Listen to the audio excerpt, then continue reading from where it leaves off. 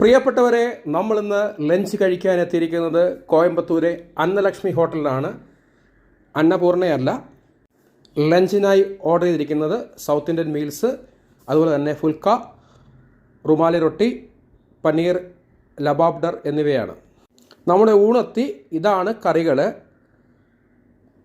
Carrot തോരൻ, ചേന കൊണ്ടുള്ളൊരു കറി, അതുപോലെ തന്നെ പാലക്ക് പരിപ്പ് കറി, സാമ്പാർ, പുളിങ്കറി, അതേപോലെ തന്നെ റവ കൊണ്ടുള്ള പായസം. ഈ കാണുന്നത് കീര റൈസാണ്. കീര റൈസിനൊപ്പം ഉഴുന്നുവടയുണ്ട്, പപ്പടവും ഉണ്ട്.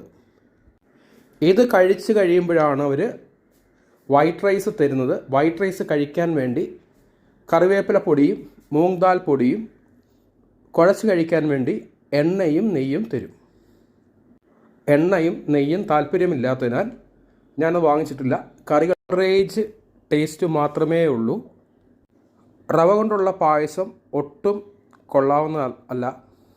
ഈ സൗത്ത് ഇന്ത്യൻ ഊണിൻ്റെ വില വരുന്നത് 345 രൂപയാണ് വില വരുന്നത്.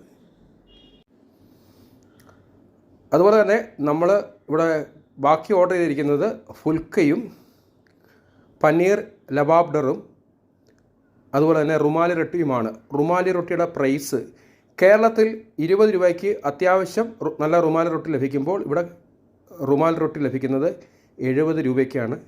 ഒരു ചെറിയ ഫുൽക്കയുടെ വില 40 രൂപയാണ്.